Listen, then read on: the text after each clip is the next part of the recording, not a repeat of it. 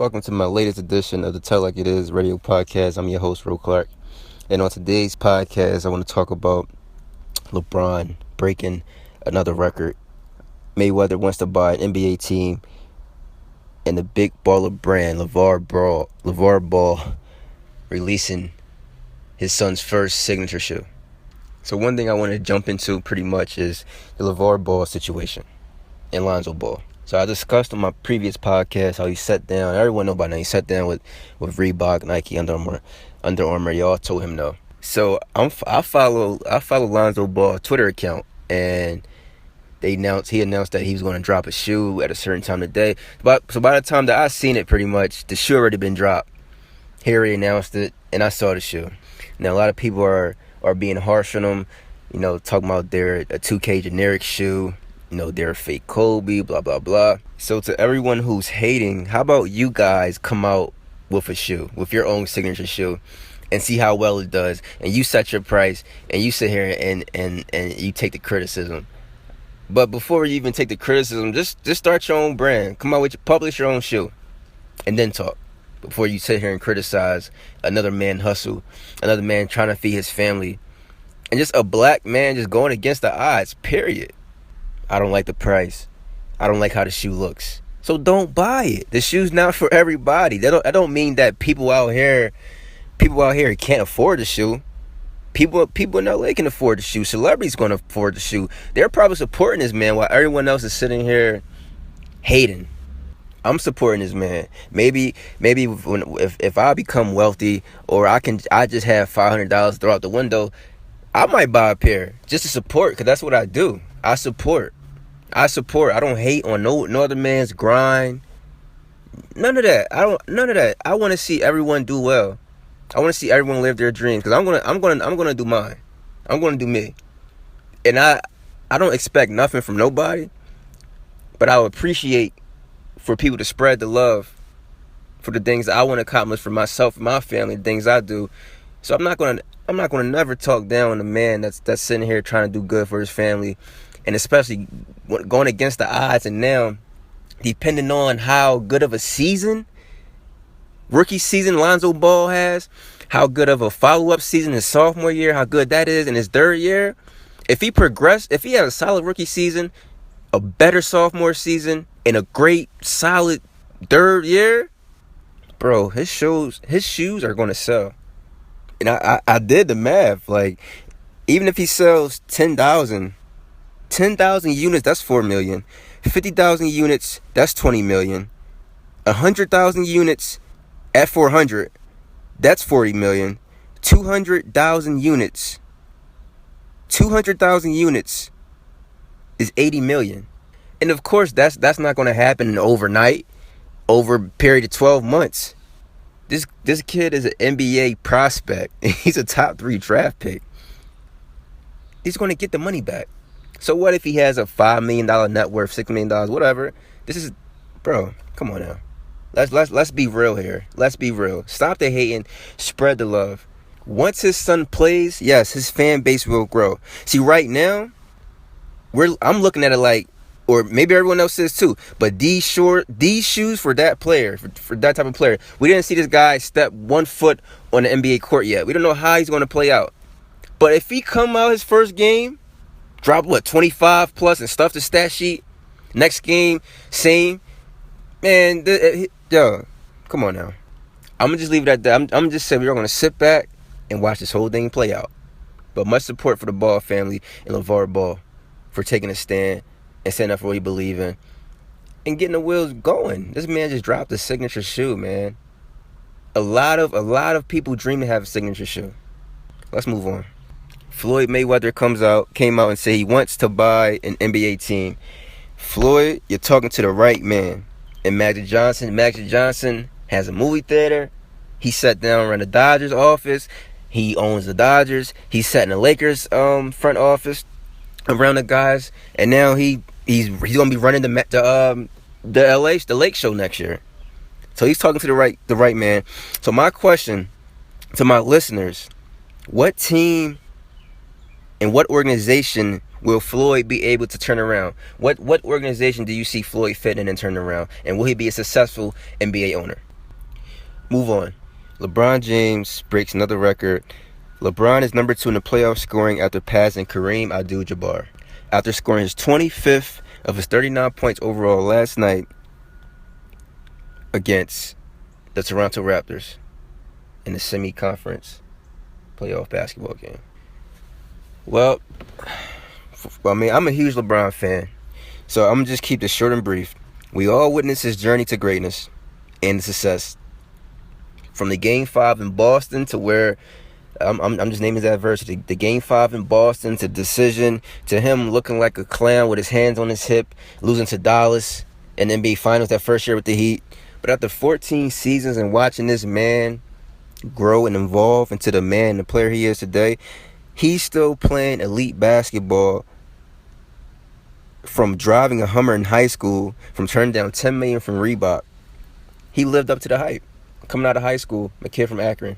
And I feel like LeBron is going to be one of those players that once he leaves the game, we're going to miss him. I'm going to miss him. But I feel like he's going to be a player that we're going to miss. Truth be told, who is there to watch after LeBron James leaves? Let's move on. Oh, I'm sorry. Hold on. Let's backtrack. Hit the brakes. Before we move on, I'm gonna say this. LeBron got 10 games left in his postseason. So by the end of this year, this postseason, he'll definitely catch his airness. Now let's move on.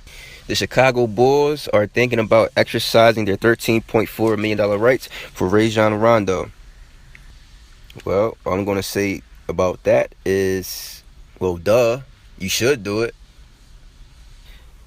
Especially after Rondo being benched for calling out Dwayne Wade and Jimmy Butler. He was benched by his head coach. He wasn't really a part of the big three in Chicago like he said he was going to be a part of it. It was just Wade and the Butler show. And Rondo like an outsider of the rest of the team.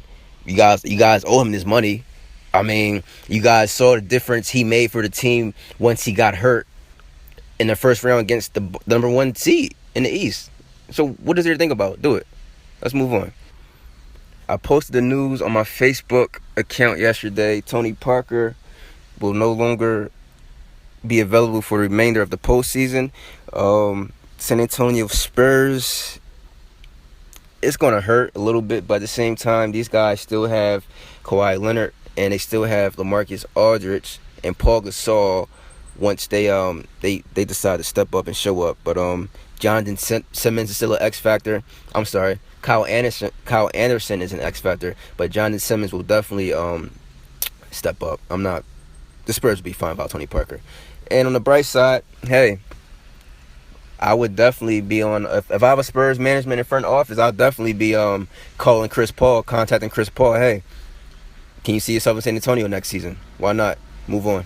So I was gonna wait to even speak on this, but the Big Three, the Big Three basketball league ran by Ice Cube and Roger Mason, former NBA player. The league will start June 25th in Brooklyn, New York. It's going to be a 10-week season. We can watch 4 games per day, a quadruple header. It's a lot of guys that we watch, and a lot of guys that still have a lot of game left. And this is guys that while we were kids, we were young, we're growing up, we're seeing them and watching them grow, and watching them, just leave the game. And I was heartbroken once Allen Iverson left the game. That's my favorite player. I was heartbroken, but thank God for LeBron. So the Big Three basketball league had their first inaugural draft, and I'm going to just run down the teams and the pick here before I end my segment. So let me find my notes here. All right, so the first team are called the Ghost Ballers. They'll be ran by Captain Mike Bibby, co-captain Ricky Davis, Mo Evans, Marcus Banks, Ivan Johnson, head coach George Gervin. The Ball Hogs, captain is Brian Scalabrine, the White Mama. Co-captain is Josh Childress. The rest of the team includes Derek Byers, Rasul Butler, Dominique McGuire, head coach Rick Barry. Next team is Tri-State. The captain will be Jermaine O'Neal. Co-captain is Bonzi Wells. The rest of the roster includes Xavier Salas, Lee Nellen, Mike James, head coach by Dr. J. Irvin. Next team is called the Power. The captain is Corey Maggette. Co-captain is Catino Mobley. The rest of the team includes Jerome Williams, Deshaun Stevenson. Moochie Norris, head coach Clyde Drexler. The Killer Threes are our next team. The captain is Chauncey Big Shot Billups. Billups. Co-captain Steven Jackson. The rest of the team includes Reggie Evans, Larry Hughes, Brian Cook, and the player coach. Yes, player coach. I believe be playing as well is Charles Oakley. And the next team is the Trilogy. The captain will be Kenyon Martin, Kmart. Co-cap is Al Harrington. The rest of the team includes Rashad McCants, Tar Hill, James White, Dion Glover, and Coach Rick Mahorn. And the team who I'll be rooting for, obviously, 3's Company, the captain and head coach, Allen Iverson, co-captain DeMar Johnson, and the rest of the team includes Andre Owens, Mike Sweeney, and Ruben Patterson. And don't leave anything out. The three-headed monsters. The captain is Rashard Lewis. Co-captain is White Chocolate Jason Williams. Kwame Brown, Eddie Bazin, Mahmoud Abdul Rauf, and the head coach will be Gary Payton. Ghost Ballers. Mike Bibby's the captain. Co-captain is Ricky Davis. Mo Evans, Marcus Banks, Ivan Johnson. All fill out the rest of the roster for that team, and head coach is George Gervin, if I didn't say that already. So I'm pretty excited about this league, and this is going to happen, I believe, right before or before the draft. I believe the draft is June 25th as well. Am I right? Or July 25th?